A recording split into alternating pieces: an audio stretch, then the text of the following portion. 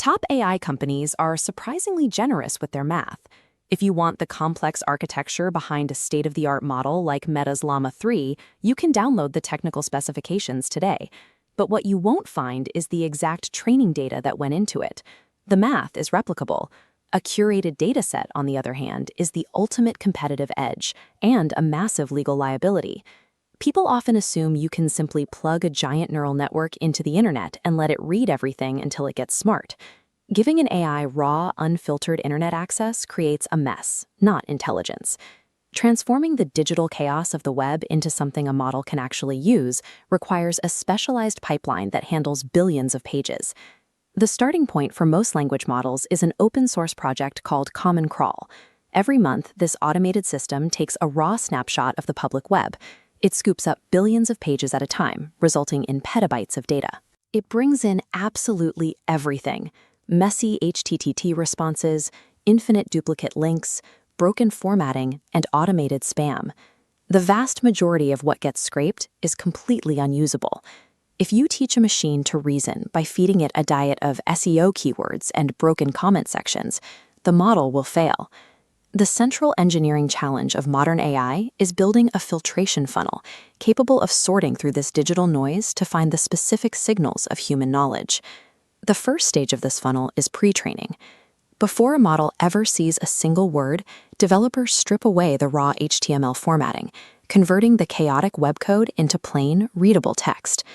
Engineers set manual rules to instantly delete massive chunks of the scrape, but rules only catch obvious junk. Developers then train a smaller, separate AI to scan billions of pages, assigning a quality score based on whether the text matches educational documents. Recently, developers have started using these smaller AI models to automatically rewrite low-quality paragraphs into clearer formats before they enter the training set. This funnel is ruthless.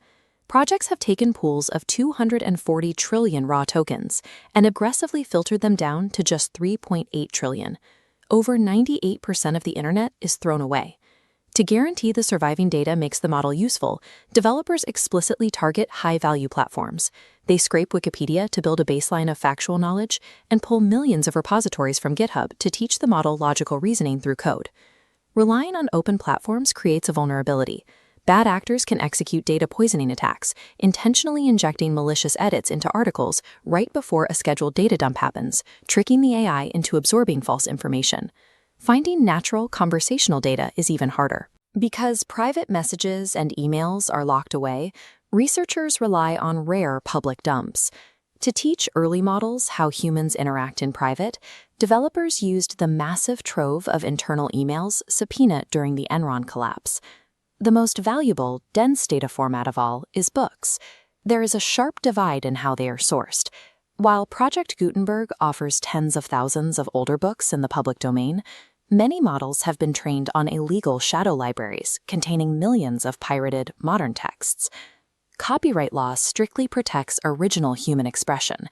AI companies argue that training a machine learning model on these protected works is transformative, claiming their massive scraping operations fall under the legally gray area of fair use. But infringement goes well beyond copying and pasting verbatim text. If an AI reads thousands of fantasy novels and memorizes the specific traits, behaviors, and plots of characters like Harry Potter, generating new stories with those exact elements can be a violation of copyright. Securing the millions of documents needed to build an elite language model requires navigating a high-stakes legal minefield. After spending months processing trillions of words, the resulting model isn't actually very helpful. That massive pre-training run simply creates a powerful document predictor. It knows how to autocomplete a sentence, but it cannot solve a specific problem. This is exactly where developers introduce mid-training. They switch the diet to a smaller, highly targeted funnel of complex data, feeding the model advanced mathematics, feeding it dense code, and massive, unbroken texts. This process is done separately for efficiency. Forcing a model to track long-range dependencies in a 1,000-page book takes massive computational power. By waiting until the model already understands basic language, developers can train it to solve multi-step problems and extend its context memory without burning expensive compute on early iterations. During mid-training, the raw computational engine begins to develop specialized logical skills. But there is still one final hurdle. The AI needs to stop predicting what word comes next in a web document and start responding directly to a user's prompt. This phase is called post-training. Developers rely on instruction-following datasets to teach the model the actual format of human conversation. Curating these datasets require extreme pinpoint precision. Developers either prompt an existing top-tier model, like GPT-4, to synthetically generate billions of question and answer pairs, or they spend millions of dollars hiring human annotators to write perfect responses by hand. Post-training acts as the final behavioral conditioning. It instills the guardrails and conversational tone that make the AI safe and usable for the general public. Looking at the sheer scale of these models, you might assume their creation is a clean, mathematically exact science. It isn't. Building an AI dataset is a deeply heuristic, trial-and-error art form. Every subjective choice made in that filtering pipeline, which websites to scrape, which sentences to keep, directly influences the model's eventual intelligence and its real-world safety. The neural network architecture provides the structure, but the data determines the capability. The facts and patterns absorbed during this funnel stage define exactly how the model will behave once it is deployed. Ultimately, the algorithms are open. Whoever manages to build and control the highest quality data funnel determines whose model succeeds in an industry where clean data has become the most valuable resource. Understanding the messy reality of training data is just the first step. Putting these concepts into practice is where the real work begins.